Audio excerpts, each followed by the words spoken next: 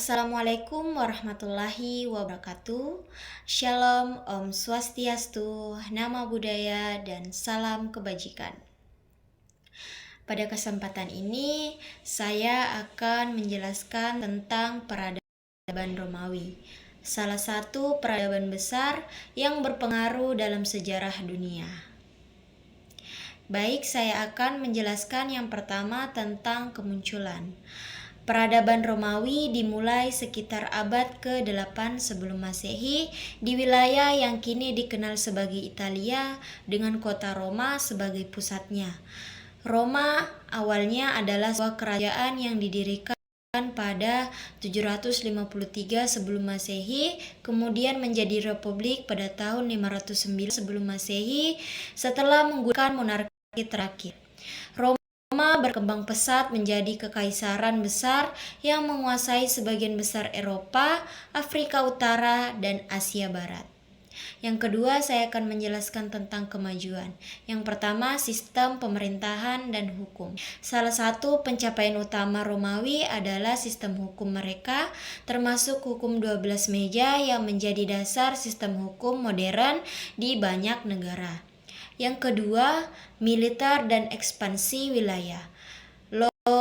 Legiun Romawi yang terlatih dan disiplin memungkinkan mereka untuk memperluas kekuasaannya ke hampir seluruh wilayah yang dikenal pada masa itu. Yang ketiga, arsitektur dan infrastruktur.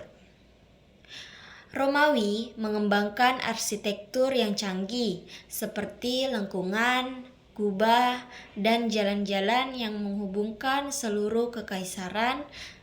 Mereka juga membangun akueduk dan sistem saluran pembuangan yang sangat maju. Terus yang keempat ada kesenian dan budaya. Romawi mengadaptasi seni Yunani dan menciptakan karya-karya besar dalam bidang patung, lukisan, dan sastra. Bahasa Latin mereka menjadi dasar banyak bahasa modern. Terus yang ketiga saya akan menjelaskan kemunduran. Yang pertama, masalah ekonomi. Pada abad ketiga Masehi, kekaisaran mengalami kesulitan ekonomi dengan inflasi yang tinggi dan krisis mata uang yang parah. Yang kedua, ketidakstabilan politik. Setelah kematian Kaisar Marcus Aurelius pada 180 Masehi, kekaisaran terperosok dalam kestabilan politik dengan banyak kaisar yang hanya bertahan beberapa tahun karena perebutan kekuasaan dan pemberontakan. Yang ketiga itu ada serangan barbar. Kekaisaran menghadapi invasi dari bangsa barbar seperti Visigoth, Vandal, dan Huns yang semakin melemahkan kekaisaran. Yang keempat ada pembagian kekaisaran. Pada tahun 395 Masehi, Romawi dibagi menjadi dua bagian, yaitu Kekaisaran Romawi Barat dan Kekaisaran Romawi Timur. Kekaisaran Romawi Barat mengalami kemunduran yang lebih cepat, sementara Kekaisaran Timur, Bizantium, bertahan lebih lama. Yang keempat, saya akan menjelaskan tentang kemusnahan.